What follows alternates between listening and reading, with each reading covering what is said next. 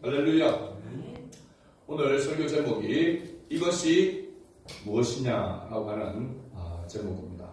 오늘 말씀 속에 나오는 그러한 내용입니다. 이것이 무엇이냐라고 하는 것이 무엇을 말하고 있는 거죠? 네, 만나입니다. 만나. 그죠? 오늘 지난주에 마라에서 이스라엘 자손들이 목말라하는 가운데 3일 동안 광야의 길을 걸어서 도착한 그 마라에서 물을 마시려고 할 때에 마실 그 물이 쓴물이 되어졌습니다. 그래서 이스라엘 백성들이 모세를 향하여 원망했습니다. 그래서 지난주 설교 제목이 뭐였죠? 원망 마라 그랬습니다. 원망 마라. 그래서 홍해에서 출발하여 3일 길을 걸었지만 목이 말라 갈증이 있는 그들에게 놓여 있는 것은 쓴 물이었는데 그 쓴 물을 때문에 원망했을 때 하나님께서 모세를 통하여 한 나무를 그것을 던지게 해서 쓴 물이 단물로 바뀌어지는 그런 역사를 나타내 주시고 그 이후에 이스라엘 자손들을 엘림으로 인도하셨다라고 하는 것. 그 엘림에는 12샘과 샘물과 종려 70거루가 있는 그런 곳이었다. 사막의 오아시스인 것을 바라보고 있습니다. 이제 오늘 말씀에 보면은 16장에서는 이 엘림에서 떠나 엘림과 시내산 사이에 있는 신광야, 우리나라 번역으로는 신광야 되어 있지만은 원래 그 이름은 찐광야라 이렇게 되어 있습니다. 찐광야. 사실 시내산도 우리가 시나이산이라 이렇게 시나이 반도에 있는 시내산 이렇게 이야기하는데 좀 우리 말과 그래도 그렇게 어감이 다르지 않아서 좀 친숙함이 있는데 여러 가지 보면은 이게 진짜 발음하고는 조금 차이가 있다라고 하는 것을 알 수 있습니다. 이 신광야에 이스라엘 백성들이 이렇게 되어졌는데 이스라엘 온 회중이 그 광야에서 모세와 아론을 원망하였다라고 이렇게 말하고 있습니다. 지난주에는 마라에서 그 쓴물로 인하여서 모세를 원망했는데 이제 날짜로 보이게 되어진 한 달이 되어졌습니다. 한 달 동안 지나는 동안에 그들에게 있어서 또 원망거리가 생겼습니다. 그 원망은 뭐냐 하면 바로 먹을 것입니다. 지난번에는 마실 물 때문에 원망했는데 이제는 한 달이 되었는데 먹을 양식이 없어서 그것 때문에 백성들이 원망했습니다. 지난번에는 모세를 향하여 원망했는데 이제는 모세와 아론까지 포함해서 원망했다라고 성경이 이렇게 기록하고 있습니다. 이것은 그들의 원망의 강도가 더 세졌다라고 하는 것입니다. 그죠? 이게 원망이 더하여진 그런 모습이라고 할 수 있습니다. 그 바로 먹을 것 때문에 지금 굶어 죽을 판이단 말이죠. 그러니까 자연스럽게 원망이 나올 수밖에 없는 것이죠. 거기다가 하나님은 자기를 인도하신 하나님, 요 하나님은 눈에 보이지 않으니까 눈앞에 보여진 하나님의 대변자라고 하는 바로 모세와 아론을 향하여 그들이 원망하였던 것입니다. 이러한 원망을 우리가 지난주에 어떤 원망이라고 제가 이야기했죠? 상식적인 원망이라고 했습니다. 지극히 당연한 합리적인 그런 원망이라고 이렇게 했습니다. 한 달을 아마도 이스라엘 백성들이 출애굽 애굽에서 나오게 되었을 때에 가나안 땅에 들어가는 그 기간이 한 달은 걸리지 않았을 것이라고 생각을 합니다. 왜냐하면 해변도로로 직선으로 가게 되어지면 며칠 걸린다고 했죠? 10하루 11일이면 가나안 땅에 갈 수 있는 그런 거리였습니다. 조금 우회해서 간다 하더라도 적어도 한 보름쯤이면 가나안 땅에 약속의 땅에 들어갈 것이라 그들이 아마 생각했는지 모릅니다. 그런데 광야에서 한 달을 지금 헤매고 있는 것입니다. 그러니까 거기다가 자기들 가져왔던 양식들은 어떻겠습니까? 다 떨어지게 되어졌겠죠. 그러니까 이제 당장 먹을 것이 없습니다. 실제로 어른들도 먹을 것이 없어 줄이게 되어지는 것도 힘들지만 자식들이 먹을 것이 없어 굶주리게 되었을 때 그때의 부모들의 마음은 어떻겠습니까? 우리가 이 광경을 한번 상상해 보면은 여러분들이 거기에 있었다면 과연 원망하지 않았겠습니까? 우리가 거기에 있었다 한다면 아이고 하나님이 다 알아서 하시겠지. 그래도 참자. 막 배가 코록코록 끓이고 막 죽을 지경인 거 애는 막 배고프다고 보채고 하는데도 주여 그러면서 주님께서 책임져 주시겠지. 그러고 있겠습니까? 어떤 분이 그렇게 이야기하더라고요. 우리나라 사람이 그 한 사람이라도 있었으면 빨리빨리라고 하는 이 문화에 속에 있는 우리나라 사람이 있었으면 어떻게 했는가? 난리 났을 거다. 6.25 난리는 난리도 아닐 것입니다. 이렇게 이야기를 하더라고요. 공감이 되어졌습니다. 내가 그 자리에 있었더라면, 우리가 그 자리에 있었더라 하더라도 원망하지 않고는 견딜 수 없는 그런 지금 상황에 놓여져 있는 것입니다. 그래서 지극히 당연한 상식적인 그런 원망을 하고 있다라고 하는 것입니다. 지난번에 마라에서도 목이 말라서 그들이 물을 마시기를 원하는데 쓴물이다 보니까 그 물 때문에 원망하는 것도 지극히 상식적이고, 이게 한 달이 지났는데 광야에서 먹을 것이 없어서 굶주리는 가운데서 원망하는 것은 당연한 것이다라고 이렇게 말할 수 있습니다. 그런데 그들이 원망하는 내용을 보면 좀 이상합니다. 우리 동네 말로는 좀 꼬리합니다. 이게 내용이, 그죠? 이스라엘 백성들이, 자손들이 당연히 원망할 수 있는데 그 원망하는 내용을 좀 더 살펴보면은 3절 말씀을 봅니다. 3절 다시 봅니다. 이스라엘 자손이 그들에게 이르되 우리가 애굽 땅에서 고기 가마 곁에 앉아 있던 때와 떡을 배불리 먹던 때에 여호와의 손에 죽었더라면 좋았을 것을. 자, 보십시오. 이스라엘 백성들 과거를 지금 회상하면서 신세 한탄을 하고 있습니다. 그리고 모세와 아론을 향해서 원망하고 있습니다. 그러면 이 이스라엘 자손들에게 있어서 과거는 어느 곳에 있었던 겁니까? 애굽 생활이었습니다. 그런데 애굽에서의 이스라엘 자손들은 어떤 모습이었죠? 노예였습니다. 노예. 종이라고 표현하지만 사실은 모든 인권이 없는 노예입니다. 노예 생활이었습니다. 그런데 그 노예 생활하는 가운데서 그들이 그 과거를 추억하면서 생각할 때에 고기 가마 곁에 있었다는 겁니다. 고기 가마 곁에 있었다고 했지 고기 가마에서 고기를 뜯었다라고 말은 없습니다. 제가 가만히 보니까. 그러니까 이들이 자기들이 고기를 뜯기 위해서 먹기 위해서 이 고기를 삶았는지 모릅니다. 제가 볼 때는 상식적으로 보면은 주인을 위해서, 애국 사람을 위해서, 노예니까 고기 가마를 삶으면서 그 냄새를 맡고 있는지도 모릅니다. 그런데 더 놀라운 것은 그들이 떡을 배불리 먹었다고 이야기하고 있습니다. 떡을 배불리 먹은 것은 고기 가마 곁에 옆에 있었다라고 하는 것은 이해가 되는데 떡을 배불리 먹었다라고 하는 것은 맞지 않은 것입니다. 떡을 배불리 먹고 날마다 고기를 뜯고 있었으면 그들이 하나님을 향해서 원망했겠습니까? 그들이 근심 중에, 괴로움 중에 그들이 탄식하며 부르짖고 있었겠습니까? 성경에 보면 하나님께서 그들이 노예로 있을 때에 그들의 그 부르짖음이 여호와께 달하고 애굽 사람들이 그들을 괴롭히는 학대를 하나님께서 보고 모세를 그들에게 보내셨다라고 출애굽기 3장 9절에 그렇게 기록하고 있습니다. 그러고 보면 그들의 그 삶이, 애굽에서 삶이 결코 녹록지 않았다는 사실입니다. 힘들고 어려운 삶의 연속이었다는 것이죠. 노예 생활이었으니까. 그런데 지금 그들이 그 때를 추억하고 있습니다. 제가 그 장면을 생각하면서 오버랩되는 게 우리가 가끔씩 옛날을 추억하게 됩니다. 옛날에 시골에서, 옛날에 그 어릴 때 그 시골에서 생활했던 것을 추억하고 옛날 그 시절로 다시 돌아갔으면 하는 그런 이야기를 우리가 가끔 합니다. 근데 가만히 생각해보면 저는 절대로 옛날로 돌아가고 싶지 않습니다. 옛날로 절대로 돌아가고 싶지 않아요. 정말입니다, 진짜. 저는 지금이 좋습니다. 옛날로 돌아가고 싶지가 않아요. 왜냐하면 여러분 생각이 지금 겨울입니다. 겨울 때마다 어떤 모습입니까? 우리가 창호지 그 문으로 된 그 문 하나를 그저 외풍을 막는 그런 시골의 문이었습니다. 그죠?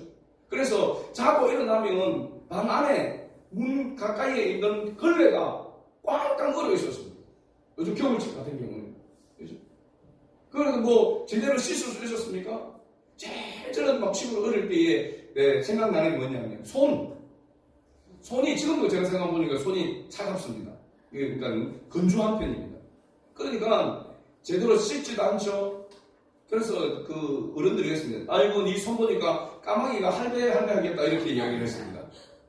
그 정도로 손은 새까만 데다가 쩍쩍 갈라져가지고 피가 나고 그죠.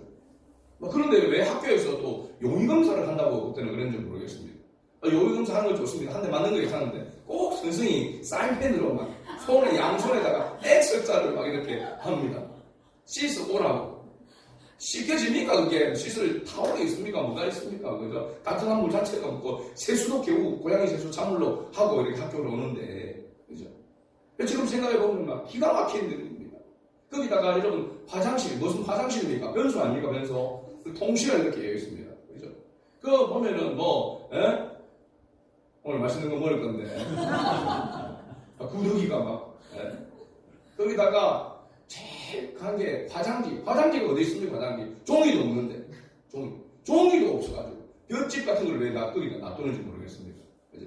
얼마나 딱딱하고 그렇지 지금 생각해도 막 뒤가 우리기도 합니다. 그래서 화장실에 뭡니까 이거 비데 거기 앉을 때마다 저는 감사합니다. 진짜. 옛날 생각하면 이게 웬일입니까? 옛날 상상만 해도 그래서 딱 가졌으면 통시각실 옛날에 이렇게 얘기했는데 와서 딱 가졌으면 했던 그 바람이 지금 다 씻어주고 있잖아요. 얼마나 감사한지 모릅니다. 그래서 옛날로 돌아가라 하면 절대로 옛날로 돌아가고 싶지 않습니다. 왜 이 이야기를 하냐면 우리가 예수 믿기 전에 삶을 우리가 생각하면서 가끔씩 예수 믿고 나도 힘들고 어려우면은 예수 믿기 전에 생각을 합니다. 그럼 예수 믿기 전에 내 삶은 그렇게 행복하고 만족했느냐? 여러분 행복하고 만족했으면 교회 나왔겠습니까? 그죠? 행복하고 만족한데 교회 나올 일이 없습니다. 하나님을 의지할 일이 없습니다. 가만히 생각해보면 예수 믿기 전에 우리의 삶도 너무나도 고달프고 힘든 삶이었습니다. 그런데 순간적으로 그때 했던 그 재미, 예수 믿고 나서는 못하니까 예수 믿기 전에 했던 그 조그마한 그 재미를 다시 추억하면서 그리고 돌아가려고 하는 그 모습이 바로 지금 이스라엘 자손 온 회중의 모습과 동일합니다. 원망할 수 있습니다. 원망할 수 있는데 그러나 그 정말로 그 고기 냄새 자기가 먹을 것도 아니고 그죠? 떡을 배불리 먹었다 좋습니다. 1년에 한 번 먹은지 모릅니다. 그러나 그거를 생각하면서 그거를 하나님 앞에 원망하면서 지금 이야기를 하고 있는 것입니다.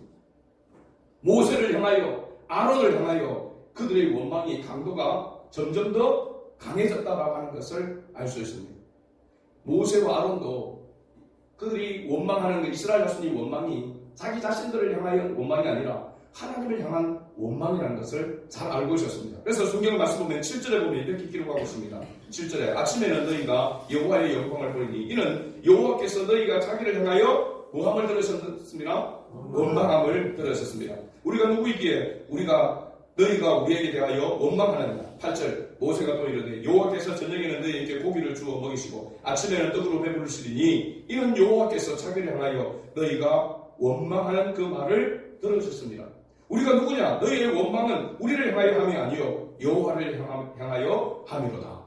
9절에 모세가 또 아론에게 이르되 이스라엘 자손의 온 회중에게 말하기를 여호와께 가까이 나오라. 여호와께서 너희의 뭘 들으셨느니라? 원망함을 들으셨느니라 하라. 그리고 11절에 여호와께서 모세에게 이르시되 12절을 같이 읽습니다. 내가 이스라엘 자손의 원망함을 들었노라. 그들에게 말하여 이르기를 너희가 해질 때에는 고기를 먹고 아침에는 떡으로 배부르니 내가 여호와 너희의 하나님인 줄 알리라 하라 하시니라. 아멘. 여기 11절에 내가 이스라엘 자손의 원망함을 들었노라 하고 여호와 하나님께서 모세와 아론을 향하여 원망하는 그 소리가 여호와 하나님을 향한 원망이라고 하는 것을 알았다라고 이렇게 분명하게 말하고 있습니다.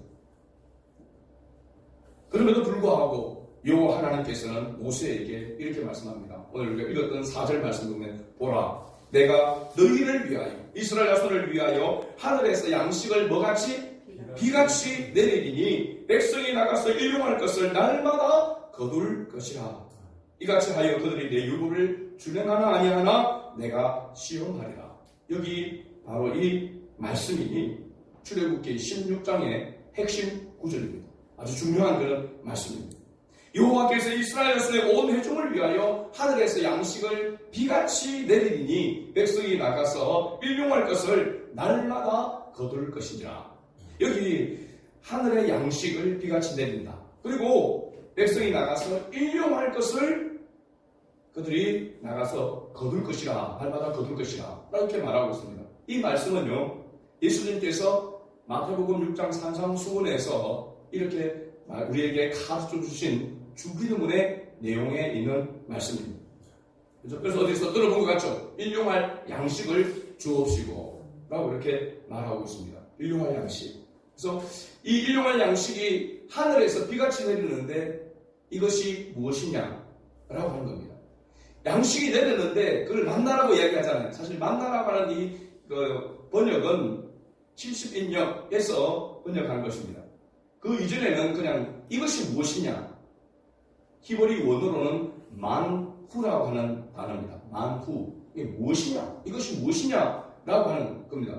지금까지 보지도 못하고 맛보지도 못하고 지금까지 없었던, 그래서 이게 도대체 우리말로 먹고 이렇게 된 겁니다.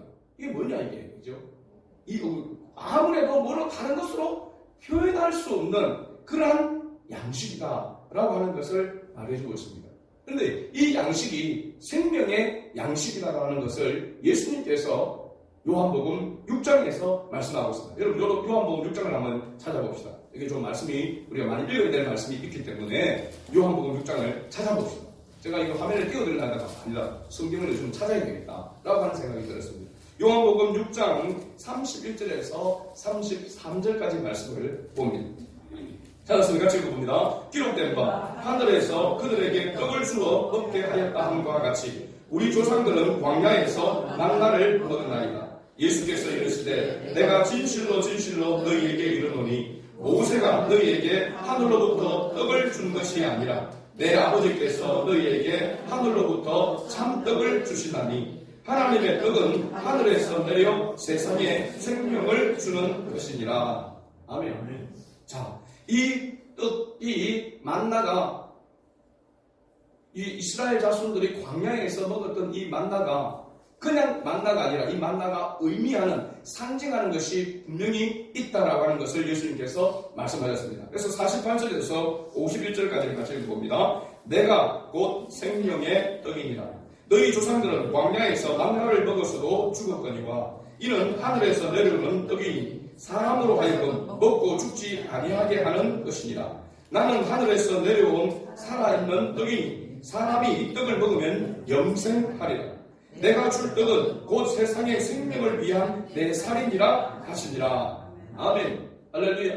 하늘에서 내린 이 만나, 양식을 비같이 내리라 했던, 내렸던 이 만나, 그래서 이것이 무엇이냐라고 했던 이것, 바로 그들에게 있어서 광야의 동안에 먹을 양식이었지만은 이 양식이 상징하는, 예표하는 것이 바로 누구를 가리키고 있냐면 예수님 자신을 가리키고 있다라고 말하고 있습니다. 이스라엘 자손들은 광야에서 이 만나를 먹었지만 그들은 영생하지를 못했다라고 이렇게 말하는데, 내 살을 먹고 내 피를 마시는 자, 예수 그리스도를 믿는 자는 영원한 생명을 얻게 된다라고 하는 것을 분명하게 말씀해주고 있습니다. 자, 그런데 놀라운 것은 신약에서 유대인들도 예수님이 어떤 분이신지, 예수님이 누구신지를 그들이 알지를 못했다라고 하는 것입니다. 그래서 출애굽기 16장 15절에 보면 이스라엘 자손이 보고 그것이 무엇인지 알지 못하여 서로 이르되 뭐라고 했습니까? 이것이 무엇이냐? 만후라고 이렇게 불렀다는 겁니다. 모세가 그들에게 이르되 이는 여호와께서 너에게 주어 먹게 하신 양식이라 라고 이렇게 이야기합니다. 여기 무엇이냐, 이것이 무엇이냐라고 하는 것을 히브리어로 이렇게 해석을 할 때에 어떻게 해석할 수 있냐면, 이것이 무엇이냐는 이 사람이 누구냐로 해석할 수도 있다고 하는 겁니다. 이것이 무엇이냐? 광야에서 하나님께서 양식을 비같이 내려오시는 그것을 향해서 이것이 무엇이냐라고 하는 것을 히브리 원어로 동일하게 해석할 때에 이 사람이 누구냐라고 해석할 수 있다는 겁니다. 그러면 요한복음 6장으로 다시 돌아가서 유대인들은 예수님이 누구신지를 몰랐습니다. 예수님이 행하시는 그런 이적들, 기적들을 보면서 이건 분명히 보통 사람은 아닌데 인자라고 이렇게 이야기를 했지만은 이 인자가 누구인지를 그들을 몰랐습니다. 이 사람이 누구이기에 이와 같은 일을 행하느냐라고까지 밖에 몰랐다라고 하는 사실입니다. 그래서 예수님이 내가 하나님의 아들, 내가 바로 그리스도, 구세주, 메시아다라고 이렇게 이야기했음에도 불구하고 그들은 계속해서 뭐 했다는 겁니까? 이 사람이 누구냐? 이 사람이 누구에게 이와 같은 사람이 행할 수 없는 그런 기적을 행하느냐라고 이렇게 보았다는 겁니다. 바로 이스라엘 온 회중이 하늘에서 내린 이 만나를 보고 이것이 무엇이냐라고 했던 것과 오버랩되는 똑같은 그런 지금 의미를 이야기를 하고 있습니다. 자, 그렇다면 요 하나님께서 이스라엘 자손들이 겪는 이 결핍이 있을 때마다 항상 뭐가 나타났습니까? 원망이 나타났습니다. 우리도 마찬가지입니다. 결핍이 있을 때마다 원망이 나타나는데 하나님은 이 결핍에 대해서 합당하고 상식적인 결핍이었기 때문에 그 결핍에 대하여 원망하는 것에 대해서 하나님은 가타부타 묻지도 따지도 안 하셨다는 사실입니다. 그 대신 그 원망하는 그 문제를 하나님께서 해결해 주신 것을 봅니다. 그런데 해결하는 것으로 끝나지 않냐고 그 해결에는 반드시 의미가 있다는 사실입니다. 목적이 있다라고 하는 것을 말해주고 있는 것이죠. 그래서 이스라엘 백성들이 이 결핍으로 원망할 때에 그들이 광야 40년 동안 하루도 그러지 아니하고 만나를 먹을 수 있도록 하나님께서 그들을 채워주셨고 하나님께서 은혜를 베풀어 주셨습니다. 이 만나의 이적을 베푸신 하나님의 기쁘신 뜻이 어디에 있는 걸까요? 바로 4절 뒷부분에 보면은 오늘 본문 4절 뒷부분은 이같이 하여 그들이 내 율법을 준행하나 아니하나 내가 뭐하리라? 시험하리라. 이 시험은 테스트라고 했습니다. 시험에는 두 종류가 있죠. 유혹과 미혹이라고 하는 템테이션이 있고 테스트가 있는데 여기에 테스트를 말하고 있습니다. 그런데 이 시험이 앞에 나오는 율법, 그 율법은 시내산에서 받은 두 돌판, 그 어떻게 보면은 문서화되는 기록되어진 그 율법이 아니라 그 이전의 것을 말하고 있을 때 이것은 하나님의 말씀이라고 해석하는 것이 옳습니다. 하나님의 말에 순종하느냐 순종하지 아니하느냐 그것을 테스트하리라라고 이렇게 말하고 있습니다. 그러니까 이 만나 사건을 통해서 하나님께서 테스트를 하는데 여기 테스트는 단순히 네가 얼마만큼 순종하느냐 네 신앙의 수준이 얼마만큼이냐라고 하는 것을 이스라엘 자손들을 통해서 하나님께서 확인하기 위한 테스트가 아니라 더 중요한 목적이 있다는 것입니다. 그 중요한 목적은 바로 뭐냐면 하나님의 말씀을 하나님의 뜻을 깨닫도록 하기 위한 목적이 먼저라고 하는 사실입니다. 이스라엘 자손들이 얼마만큼 순종하느냐 순종의 그런 수준을 알아보기 위해서 테스트한 것이 아니라 하나님의 말씀을 깨닫도록 경험하도록 하기 위한 테스트라고 하는 사실입니다. 그래서 하나님께서 그들이 배고플 때만 준 것이 아니라 계속해서 40년 동안 가나안 복지의 입구에 들어가기 전까지 계속해서 만나를 하나님께서 공급해 주신 것은 너희를 인도하시는 하나님이 어떤 분이신가 하는 것을 이스라엘 자손들로 하여금 뭐하기 위하여? 깨닫고 경험하도록 하기 위함입니다. 여러분 깨닫고 경험하게 되어지면 그 다음 단계가 뭘까요? 순종인 것입니다. 할렐루야. 우리가 하나님 앞에 전적으로 순종하지 못하는 것은 진리를 바르게 깨닫지 못하고 그 진리를 경험하지 못함으로 말미암아 순종의 자리까지 나아가지 못할 때가 많다고 하는 사실입니다. 그래서 말씀을 많이 듣고 깨닫는 것이 우선이고 그 깨닫는 것을 삶 속에 실천함으로 말미암아 경험하는 것이 두 번째고 그러면서 마음에서 우러나오는 순종까지 나아가는 것이 성숙한 그리스도인의 모습인 줄로 믿습니다. 자, 이런 하나님의 기쁘신 뜻이 이 만나를 통하여 나타내 주고 있습니다. 자, 그래서 이스라엘 자손들이 하나님 앞에 나와서 양식을 구할 때에 그들이 날마다 양식을 일용할 양식을 이렇게 얻었다라고 이렇게 이야기합니다. 그래서 주기도문에 주님께서 가르치신 기도를 보면 오늘날 우리에게 일용할 양식을 주옵시고 했는데 사실 오늘날이라고 하는 이 날 한 날을 이야기하고 있는 것이 아닙니다. 왜냐하면 히브리인들, 유대인들의 하루라고 할 때에 유대인들의 하루는 언제부터 시작해서 언제까지가 하루입니까? 해질 때부터, 해지고부터 시작해서 다음 해 뜨기까지가 하루인 겁니다. 그러면 해질 무렵에 오늘날 양식을 주옵시고 하면은 어디까지가 되는 겁니까? 내일까지가 되는 겁니다. 오늘도 오늘이고 내일도 오늘이고. 이해가 됩니까? 유대인들의 시간 관념에서 오늘이라고 할 때 오늘은 우리로 보면은 해질 무렵이 오늘이니까 그 다음날 해 뜨기까지도 뭡니까? 오늘이단 말이에요. 그러니까 오늘이 오늘이고 내일도 오늘이고 이해가 안 되는 거예요. 시간 관념이 그렇다는 말입니다. 그래서 이스라엘에서 오늘날이라고 하는 것은 오늘 우리가 생각하는 한 날이 아니라 그 다음 날까지를 이야기하고 있다. 그 다음 날뿐만 아니라 미래를 이야기하고 있는 것입니다. 그러니까 매일매일의 삶 속에 일용할 양식을 주옵시고 오늘과 미래의 것을 구하는 기도라고 하는 것을 알아야 됩니다. 그래서 사실 번역이 오늘날 우리에게가 아니고 오늘의 우리에게 필요한 양식을 이렇게 사실 번역하는 것이 더 맞다라고 이렇게 이야기를 합니다. 아무튼 하나님께서 이런 일용할 양식을 매일매일 공급해 주시는데 일주일 가운데서 6일째가 되는 날은 어떻게 주셨다고 했습니까? 오늘 5절에 보니까 합절로 주셨다라고 이렇게 말하고 있습니다. 왜냐하면 그 이유는 7일째가 안식일이기 때문에. 그죠? 안식일의 그런 의미는 우리가 다음에 또 한번 나누겠지만 첫 번째는 안식일은 모든 노동을 쉬는 것에 있습니다. 노동이 쉬는 것. 그래서 노동을 하지 않도록 하기 위해서 6일째에 갑절을 주은 것입니다. 사실은 이 율법이라고 앞에서 하나님께서 말씀하신 이 율법이 이 말씀입니다. 지금 이야기하고 있는. 그런데 6일째 갑절로 주게 되어지면 7일째는 거두로 나가도 없다라고 하는 겁니다. 그런데 우리가 26장을 읽어보면 꼭 그런 사람이 있습니다. 막 또 있습니다. 매일매일 있었습니다. 7일째도 나갔던 사람들이 있었다는 사실입니다. 그리고 딱 필요한 만큼 한 오멜, 한 오멜을 제가 보니까 2.34리터라고 하니까 대략 보면 한 대 정도 됩니다. 한 대.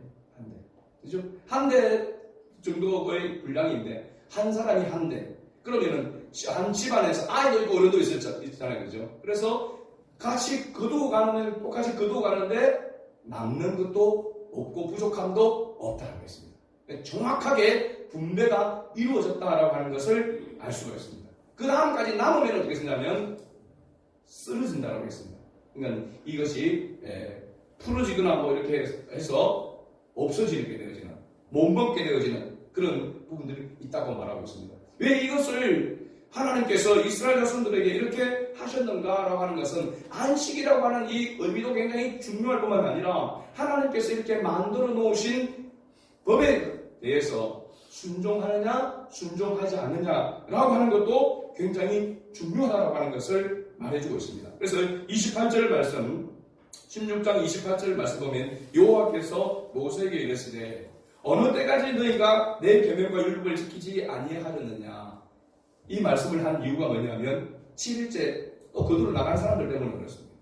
그리고 많이 거두가지고 욕심해가지고 거두놨는데 그 다음날 썩어 버리는 그런 냄새나는 그런 바로 일들이 일어났기 때문에 이와 같은 이야기를 하고 있는 것입니다. 자, 그럼에도 불구하고 하나님은 계속해서 이스라엘 자손들에게 만나를 주셨습니까? 주지 않았습니까? 주셨다는 사실입니다. 그들 7일째도 거두러 나가는 사람, 순종하지 않는 그런 사람들까지에게도 하나님께서 계속해서 뭐냐면 주셨다는 사실. 이게 놀라운 겁니다. 이게 오늘 우리가 입고 있는 은혜인 것입니다. 할렐루야. 우리가 예수 그리스도를 구원의 주님으로 영접하였음에도 불구하고 우리가 때때로 상식적인 그런 원망의 자리에서 원망하고 불평하는 그런 모습을 가지고 있음에도 불구하고 여전히 주님은 우리를 하나님의 자녀로 인정하고 붙들고 계시다고 하는 사실입니다. 그런데도 불구하고 하나님은 순종하는 자를 기뻐하신다는 것이죠. 왜일까요? 왜? 순종해도 하나님 복을 주시고 순종 안 해도 복을 주시는 그런 케이스가 있잖아요. 그렇죠? 그러면 왜 하나님께서 그렇게 하시는가? 그러면 순종해도 좋고 순종 안 해도 괜찮고 그런 것 같으면 왜 계명을 지키느냐, 왜 계명을 지키지 않느냐 이렇게 하나님께서 말씀하실까요? 계명을 따라 지키는 자, 주님의 말씀에 순종하는 자가 하나님의 자녀다운 삶을 누릴 수 있기 때문에 그렇습니다. 할렐루야. 우리가 하나님의 자녀가 되어졌으면 하나님의 나라에 들어가는 것은 기정사실입니다. 그러나 이 땅에 살아가는 동안에 끊임없이 주님의 말씀을 듣고 깨닫고 경험하고 순종의 자리에 나아가도록 그렇게 계속해서 성령께서 우리에게 감동을 주시고 채찍질하시고 또 우리가 말씀을 통해서 이렇게 듣는 이유는 하나님의 자녀다운 모습으로 세워지는 것을 하나님은 너무나 원하기 때문에 그렇습니다. 하나님의 자녀다운 삶을 살아가는 것이 복이기 때문에 그렇습니다. 근데 우리는 자꾸 그 복을 팽개치고 자꾸 옛 것을 추억하면서 옛날 것을 되새김질하면서 그것으로 만족하려고 하는 그런 우리의 죄악성이 있다라고 하는 사실입니다. 하나님은 그 죄악성을 가지고 살아가기를 원하지 않는다는 사실입니다. 죄의 노예가 되어서 살아가는 애굽의 근성을 가지고 살아가는 것을 하나님은 원하지 않는다는 사실입니다. 앞을 바라보면서 미래를 바라보면서 하나님의 나라를 바라보면서 살아가기를 하나님은 원하신다는 사실이죠. 말씀의 결론을 맺습니다. 여호와 하나님은 오늘의 양식으로 예수 그리스도를 우리에게 보내주셨습니다. 생명의 등이신 실제이신 그분이 우리에게 오셨고 그분을 구원의 주님으로 영접하게 될 때에 하나님은 누구에게나 영원한 생명을 약속하셨습니다. 그래서 여기 있는 우리 모두가 하나님의 말씀으로 말미암아 예수 그리스도로 말미암아 생명의 떡을 먹음으로 말미암아 하나님의 자녀가 되어지고 구원의 은혜를 입은 줄로 믿습니다.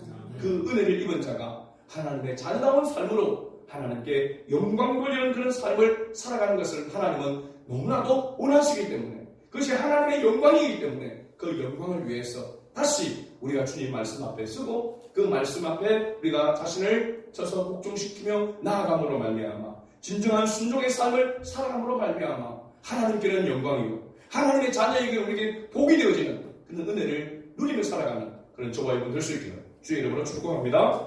아멘.